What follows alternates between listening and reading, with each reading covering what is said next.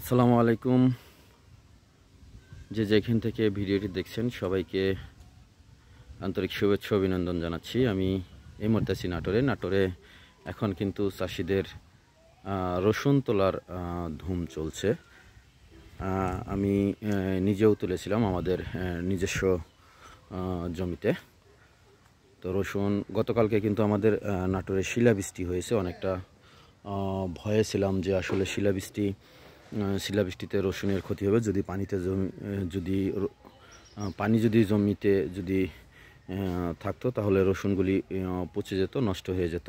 যাক, আলহামদুলিল্লাহ শিলাবৃষ্টি হয়েছে, বাট জমিতে কিন্তু পানি নাই।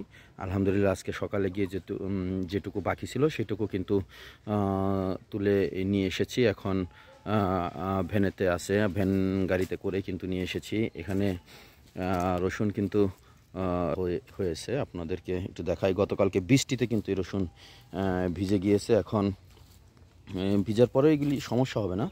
এখন আগে হয়তো বা রোদ একটু কম লাগতো, এখন রোদ বেশি করে দিতে হবে। সবগুলি রসুন আবার উল্টাতে হবে, উল্টিয়ে দিতে হবে, যাতে পিছন সাইড যেটি রয়েছে, অর্থাৎ নিচে যেটি রয়েছে এটি উপর দিয়ে শুকনা। এই পিছন সাইড কিন্তু ভিজা রয়েছে। এভাবে সবগুলি রসুন উল্টিয়ে দিতে হবে, যেন নিচের সাইডটি নিচে যে রয়েছে, যে গাছগুলি ভিজা রয়েছে সেগুলি এভাবে সবগুলি রসুন কিন্তু আবার উল্টে দিতে হবে। যদি বৃষ্টি না হতো তাহলে এক রোদ্রেই মোটামুটি তোলা যেত আর কি। যাই হোক, ভালো লাগলো দীর্ঘদিন পর গ্রামের বাড়িতে এসে নিজের জমিতে রসুন তুললাম। সবাই দোয়া করবেন, সুস্থ থাকবেন, ভালো থাকবেন।